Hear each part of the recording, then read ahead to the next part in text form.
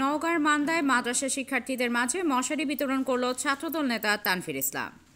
নওগাঁ থেকে পাঠানো ভিডিও চিত্রে দেখুন বিস্তারিত। মাদ্রাসা শিক্ষকের অনুরোধে এতিম ও দুস্থ শিক্ষার্থীদের পাশে দাঁড়িয়েছে নওগাঁর মান্দা উপজেলার ছাত্রদল নেতা মোহাম্মদ তানভীর ইসলাম। এ উপলক্ষে ৯ নভেম্বর রবিবার সকাল ১১টায় মৈনম জাগিরের বের হাফিজিয়া মাদ্রাসা ও এতিমখানার ১০ জন এতিম শিক্ষার্থীদের হাতে মশারি তুলে দেন ছাত্রনেতা তানভীর ইসলাম। ছাত্রদল নেতার এমন সামাজিক কার্যক্রমের ভূয়সী প্রশংসা করেছেন মাদ্রাসা কর্তৃপক্ষ ও স্থানীয়রা। ছাত্রদল নেতা তানভীর ইসলাম জানান, বিগত দিনগুলোতে দেশনায়ক তারেক রহমানের পক্ষ থেকে সমাজের গরিব দুঃখী মানুষের পাশে থাকার দাঁড়ানোর চেষ্টা করেছি।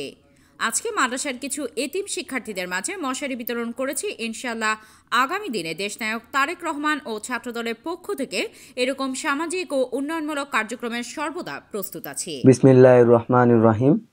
আমি মোহাম্মদ তানভীর ইসলাম, মান্দা উপজেলা ছাত্রদল নেতা।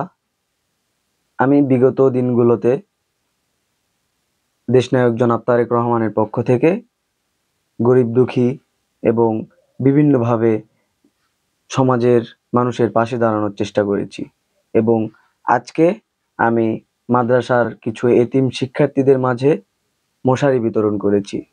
ইনশাআল্লাহ আগামী দিনে আমাদের দেশনায়ক জনাব তারেক রহমানের পক্ষ থেকে তথা ছাত্রদলের পক্ষ থেকে এরকম আরো উন্নয়নমূলক কাজ করার জন্য আমি সর্বদা প্রস্তুত থাকব।